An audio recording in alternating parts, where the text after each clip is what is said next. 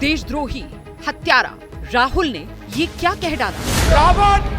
रावण दो लोगों की सुनता था, वैसे ही नरेंद्र मोदी दो लोगों की सुनते हैं, अमित शाह और अटाली।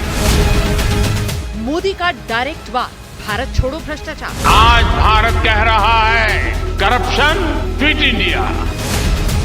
संसद से सीधे राजस्थान, राहुल का सियासी घमासान। दिमाग से नहीं बोलना चाह रहा हूं, मैं दिल से बोलना चाह रहा हूं। सिब्बल की ख्वाहिश अधूरी, 370 पर सुप्रीम टिप्पणी।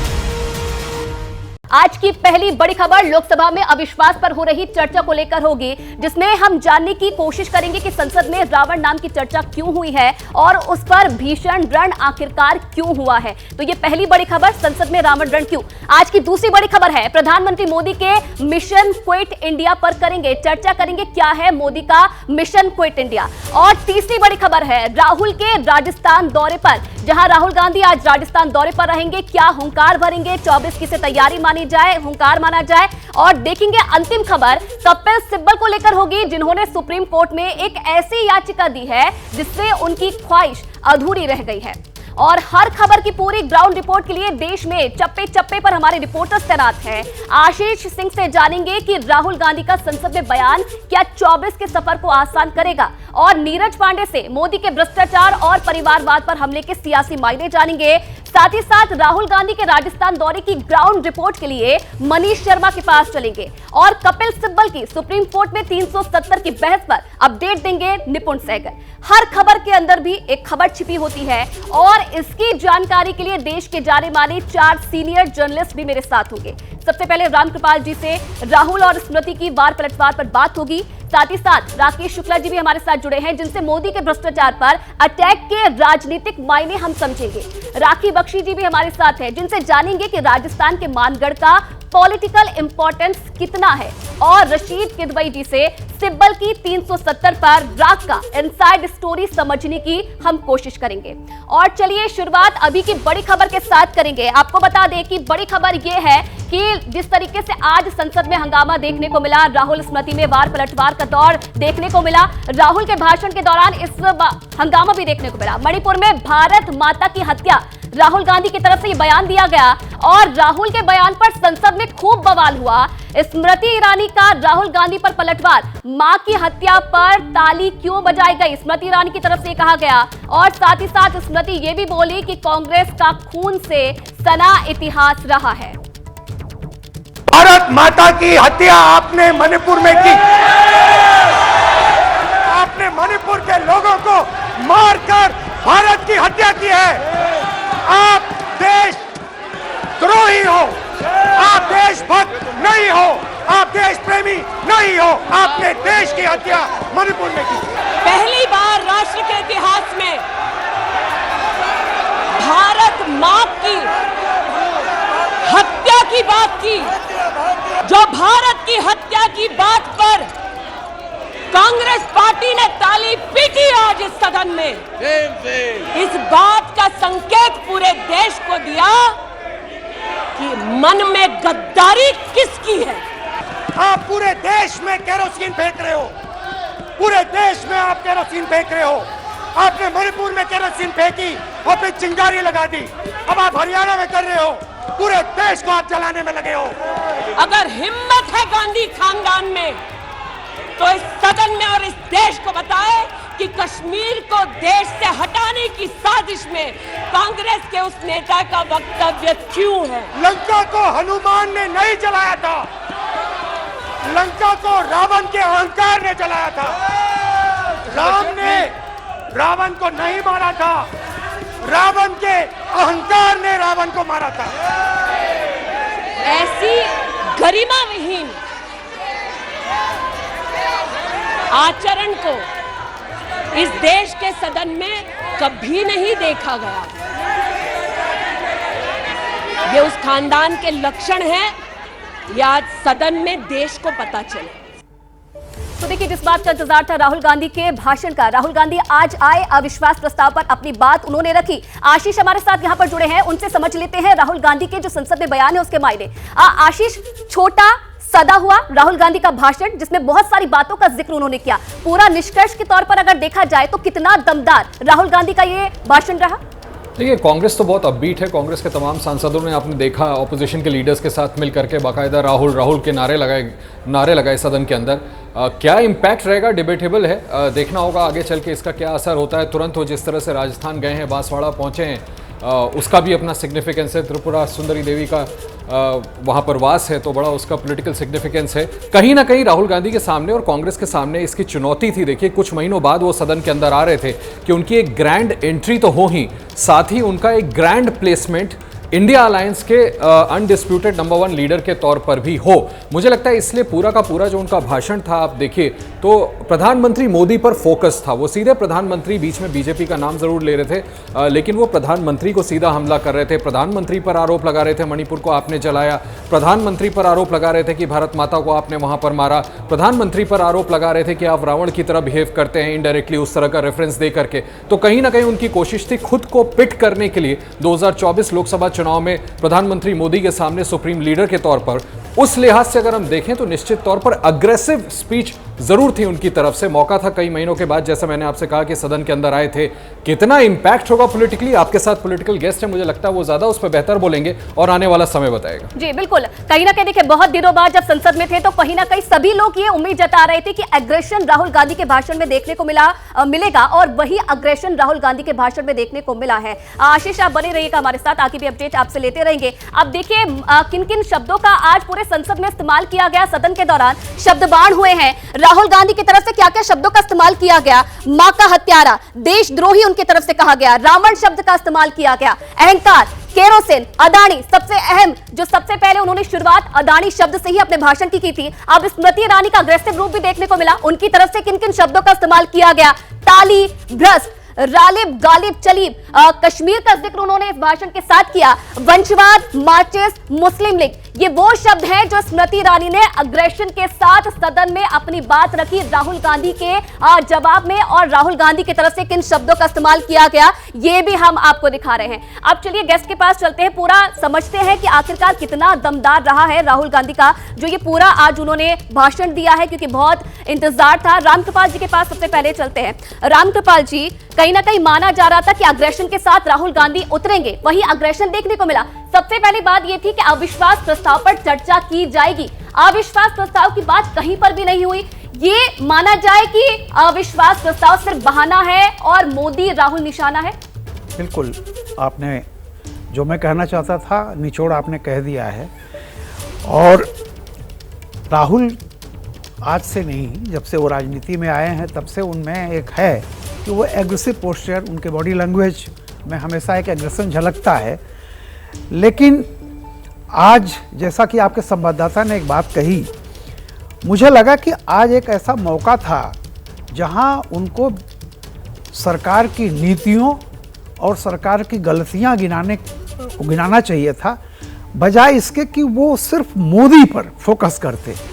और मैं बताऊं आपको कि सत्ता पक्ष शायद चाहता भी है कि वो जितना ही ज़्यादा मोदी को पर हमला करेंगे, क्योंकि देखिए भारतीय जनता पार्टी के प्रति समाज में चाहे कितनी इनकम्बेंसी हो, लेकिन जब आप एक व्यक्ति के रूप में किसी को हमला करते हैं तो थोड़ा सा मुझे लगता है कि वो नापसंद होता है। अब ये ठीक है कि जैसे कांग्रेस के उनके समर्थक कह रहे हैं कि नहीं बहुत स्कोर किया, हो सकता है, लेकिन मेरा मानना था कि आज उनसे बहुत सारी उम्मीदें थी। और जिस मणिपुर को लेकर के आपने 11 दिन नहीं चलने दी, बिल्कुल संसद नहीं चलने दिया, आज जब राहुल जी बोले तो उम्मीद करते थे कुछ फैक्ट्स एंड फिगर्स लेके भी आएंगे। जी। केवल इमोशन जो है, जी। इमोशन तो सड़क पर दिखाया जा सकता है, लेकिन संसद सिर्फ इमोशन के लिए नहीं है। जी, राकेश शुक्ला जी, आपसे मैं समझना चाहूंगी, क्योंकि दोनों तरफ से, अगर राहुल गांधी की मैं बात करूं तो वहां से भी बहुत अग्रेशन देखने को मिला, दूसरी तरफ सत्ता पक्ष की तरफ से स्मृति ईरानी ने अपनी बात रखी, वहां से भी बहुत अग्रेशन देखने को मिला। कौन किस पर भारी पड़ता हुआ आज दूसरे दिन नजर आया? नहीं, भारी कौन किस पे पड़ेगा ये तो जनता तय करेगी, लेकिन सबसे महत्वपूर्ण बात ये थी कि राहुल गांधी जी की तरफ से जो अपनी बात शुरू की गई, उन्होंने कहा कि आज हम दिल से नहीं दिमाग से बात करेंगे, दिमाग से भाषण देंगे और दिल से बोलेंगे। और उन्होंने जो दिल से बात कही तो उन्होंने सबसे जो महत्वपूर्ण बात कही वो कही भारत माँ की हत्या हुई है। भारत माँ 22,000 किलोमीटर में फैले मणिपुर में नहीं है, 32 लाख वर्ग किलोमीटर में फैला हुआ भारत है। और पंडित जवाहरलाल नेहरू ने डिस्कवरी ऑफ इंडिया में लिखा है कि जब मैं रैली में जाता हूं तो मुझे भारत माँ की जय के नारे सुनाई देते हैं, तो मैंने उसका पता किया तो पता ये चला कि जिस भारत भूमि को यहाँ की जनता ने हासिल किया है स्वतंत्रता से, उसकी जयकार हो रही है। तो सबसे पहले तो राहुल गांधी जी के जिसने स्क्रिप्ट तैयार किया उसको इस बात का ध्यान देना चाहिए कि भारत माता शब्द का प्रयोग हमें कहाँ करना चाहिए। मणिपुर में हत्याएं हुई हैं जी, दंगा हो रहा है, हिंसा हो रही, एकदम सही बात है, पूरा देश देख रहा है, लेकिन पार्लियामेंट में भारत माँ की हत्या की बात नहीं की जानी चाहिए, क्योंकि भारत सिर्फ मणिपुर नहीं है। यदि मणिपुर भारत है राहुल जी की नज़र में, तो क्या बाकी हिस्सा भारत का लावारिस और अनाथ है? जी, मणिपुर को लेकर चर्चा हुई है, लेकिन उसका समाधान कैसे निकलेगा इस पर बात नहीं हुई है। एक बड़ी खबर अपने दर्शकों को बता दें। इस बीच देखिए, संसद में स्मृति ईरानी खूब गरजी। स्मृति ने कांग्रेस का इतिहास भी गिनाया, कश्मीर से बंगाल तक की दर्द भी बताया। मणिपुर को भारत का अभिन्न हिस्सा भी स्मृति ईरानी की तरफ से बताया गया। ये वो महत्वपूर्ण बातें हैं जो स्मृति ईरानी ने अपनी भाषण में जिनका जिक्र किया। गिरिजा टिक्कू का यह चित्र है। 90 के दशक में एक महिला यूनिवर्सिटी में अपना पेचेक लेने जाती है, सारी बातें करूंगी, अपना पेचेक लेने जाती है, बस से घर लौटने का प्रयास करती है, उसको 5 मर्द बस से खींचकर टैक्सी में ले जाते हैं, बलात्कार करते हैं और फिर आरी से उसका बदन काट देते हैं। एक 45 साल की मां ने कहा सिख दंगों के दौरान कि ना सिर्फ मेरे पति को मारा, ना सिर्फ मुझे गैंगरेप किया, बल्कि मेरे सामने मेरे बेटे पर केरोसिन छिड़ककर उसको आग लगा दी गई। और आज भारत की बात करते हैं। भीलवाड़ा में 14 साल की लड़की के साथ सामूहिक बलात्कार होता है। इस सदन से 2 महिला एमपीज उस परिवार से मिलती हैं। बच्ची जब जिंदा थी गैंगरेप के बाद महोदय, उसे काटा जाता है, फिर उसे भट्टी में डाल दिया जाता है। उसका मात्र एक हाथ भट्टी के बाहर छूट गया था। जब 60 साल की एक महिला का पश्चिम बंगाल में उसकी नाती के सामने गैंगरेप हुआ, कोर्ट में केस लंबित है, इनका दिल नहीं दहला। 2012 में तरुण गोगोई जी ने स्वयं वक्तव्य दिया है कि दंगे हो रहे हैं, लेकिन कांग्रेस की केंद्र की सरकार ना ट्रूप्स दे रही है, ना इंटेलिजेंस दे रही है। कोकराझार में हिंसा होती है, धुबड़ी में 3 महीने कर्फ्यू रहता है। और एक बार फिर से आशीष का मैं रुख करूंगी। आशीष, अविश्वास प्रस्ताव लाया इसीलिए गया था कि मणिपुर पर चर्चा की जाए, लेकिन आज जब राहुल गांधी ने अपने भाषण की शुरुआत की, मणिपुर पर उन्होंने बात रखी। इस दौरान देखिए दोनों पक्ष की तरफ से तू मैं देखने को मिली। हिंसा तेरी वजह से हुई, मेरी वजह से हुई, इन सब चीजों का जिक्र किया गया, लेकिन समाधान क्या है मणिपुर का, इस पर किसी ने चर्चा नहीं की। क्या इन सब बातों की जरूरत थी? देखिए, मैं तो पहले ही बोला कि जिस तरह की स्पीच राहुल गांधी ने दी वो डिबेटेबल ज़रूर है। जो आपके गेस्ट पहले बोल रहे थे, निश्चित तौर पर कुछ लोग ये सवाल ज़रूर खड़े कर रहे हैं कि आप मणिपुर पर बोल रहे थे, उसको लेकर के आप अविश्वास प्रस्ताव लेकर के आए, आपने मणिपुर के चीफ मिनिस्टर को हटाने की मांग नहीं की, आपने राज्य में राष्ट्रपति शासन लगाने की मांग नहीं की। देर भाई, मैं फिर से अपने आप को रिपीट करूंगा कि राहुल गांधी का स्पीच आज का इस लिहाज से ज़रूर सवाल खड़े करता है कि जो मुख्य मुद्दे थे, या फिर टमाटर के दाम, प्राइस राइज, इस तरह के मामले नहीं थे। लेकिन मैं फिर दोहराना चाहूँगा कि कहीं ना कहीं मुझे ऐसा लगता है कि उनका सीधा इंटेंट था कि उनको प्रधानमंत्री मोदी को निशाने पर लेना है, पॉलिटिकल स्पीच देनी है और मणिपुर के मुद्दे को टच करके साइड उनको नेविगेट करके इन मुद्दों पर आना है, जिससे वो प्रधानमंत्री को घेर सकें। कहीं ना कहीं जो इंडिया अलायंस बना है उनके दिमाग में ज़रूर रहा होगा, जो मुझे ऐसा लगता है, या उनके एडवाइजर्स ने उनको सलाह दी होगी। क्योंकि देखिए 3 महीने बाद मॉडल कोड ऑफ कंडक्ट, माफ कीजिएगा, लग जाएगा, विधानसभा चुनाव होने हैं। आशीष, यही कहा जा रहा है कि अविश्वास प्रस्ताव से बहाना है, राहुल मोदी निशाना है। एक और बड़ी खबर अपने दर्शकों को बता दें, राहुल गांधी पर बहुत बड़ा आरोप लगा है, संसद के अंदर फ्लाइंग किस का आरोप राहुल गांधी पर लगा है। महिला विरोधी कर सकता है केस, स्मृति ईरानी ने बात कही है। बीजेपी की 22 महिला सांसदों ने अब राहुल गांधी की शिकायत की है, तो महिला विरोधी केस कर सकता है, स्मृति ईरानी ने कहा है। बीजेपी की 22 महिला सांसदों ने शिकायत की है। और नीरज पांडे इस खबर पर और ज्यादा जानकारी हमें देंगे, बाद में उनके पास चलेंगे। कि जिनको आज मुझसे पहले वक्तव्य देने का अधिकार दिया गया, उन्होंने जाते जाते एक अभद्र यहाँ पर लक्षण के दर्शन दिए।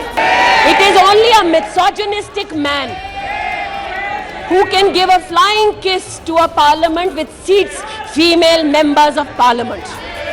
ऐसी गरिमा विहीन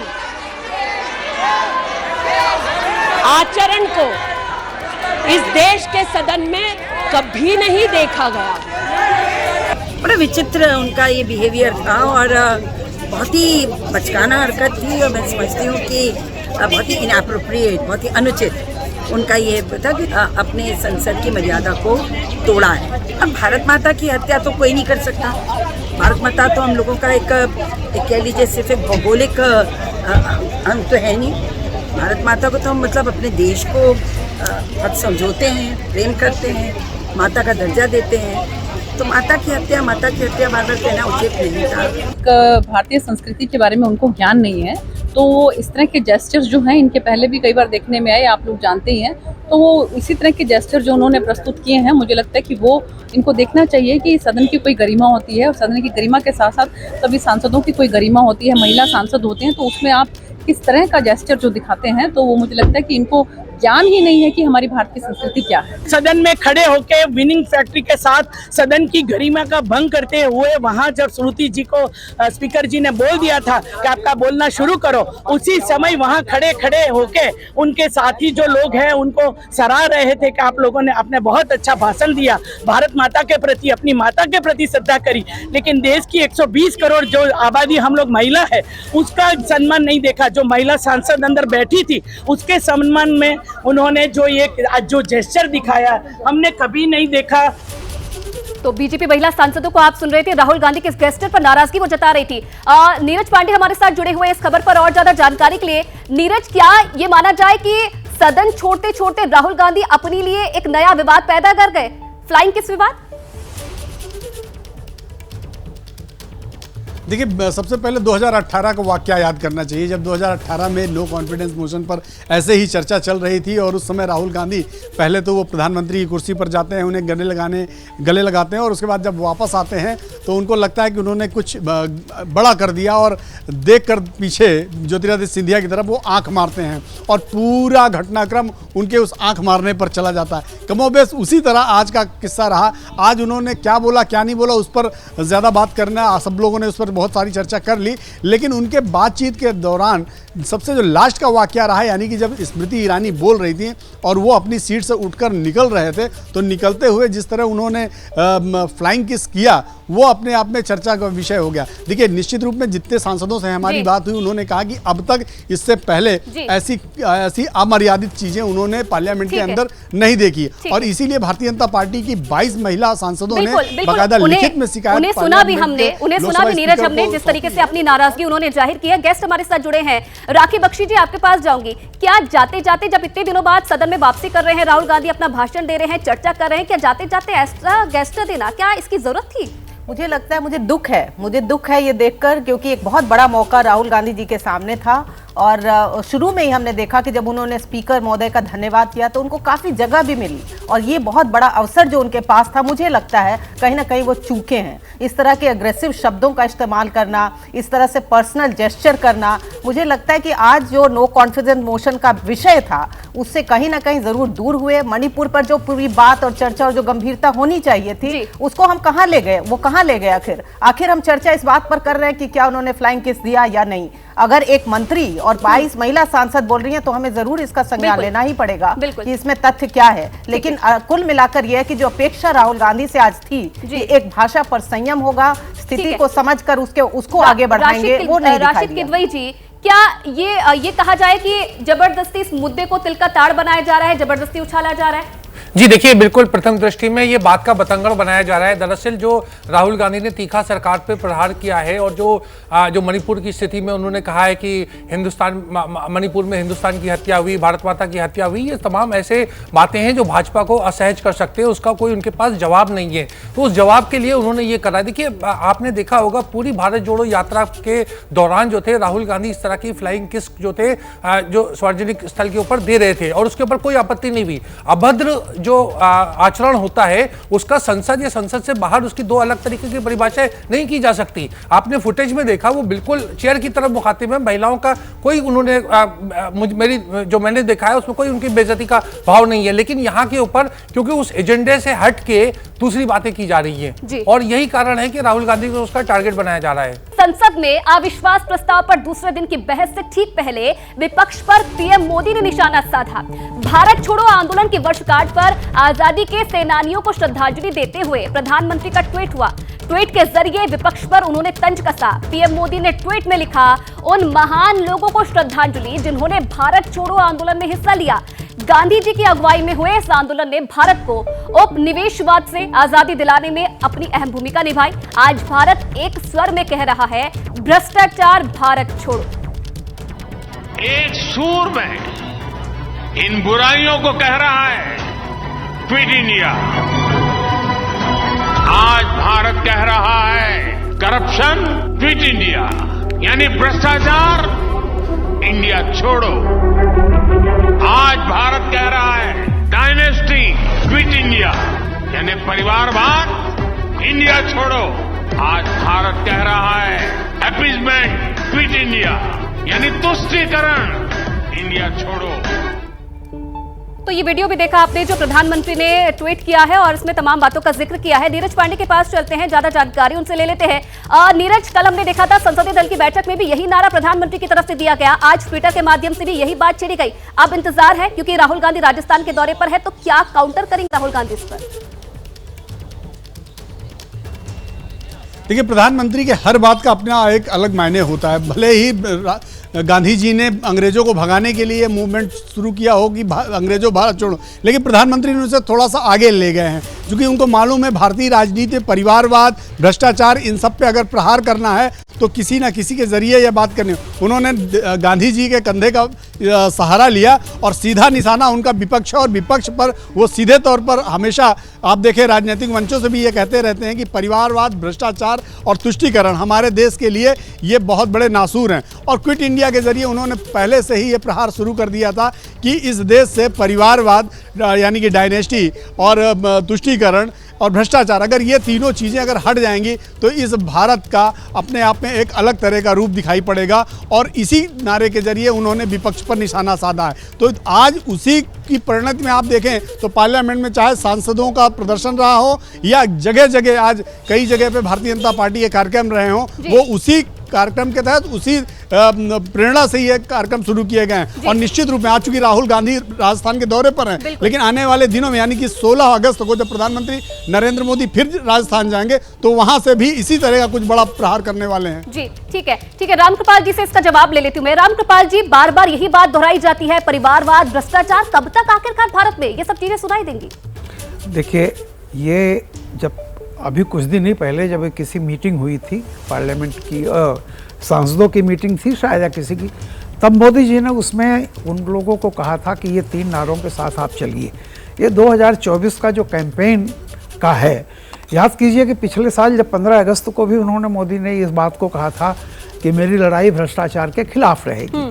अब उसमें भ्रष्टाचार, परिवारवाद और ये सब वो सारी चीज़ें और जुड़ गई हैं। तो ये 24 का, अब देखिए कोई भी कहीं भी, चाहे वो कांग्रेस हो चाहे बीजेपी हो, जब भी कहीं जनसभा में जाएंगे लोग तो ऐसी बातें की जाएंगी जो कि आपको दिखाई पड़ेगी कि 24 की एक तरह से कैंपेन है। तो आप देखिए संसद में भी वही हो रहा है। मणिपुर के बहाने अगर आप देखिए, हो सक मणिपुर का है, लेकिन बात 2024 की लगातार उठ रही है, जी। लगातार ही उठ रही है। और जिस तरह से राहुल का भी आज था कि अभी हमारे मित्रों ने कहा भी और सारी चीजें कि अब जो ये बना हुआ है INDIA जी, उसके एक लीडरशिप का टसल चलेगा।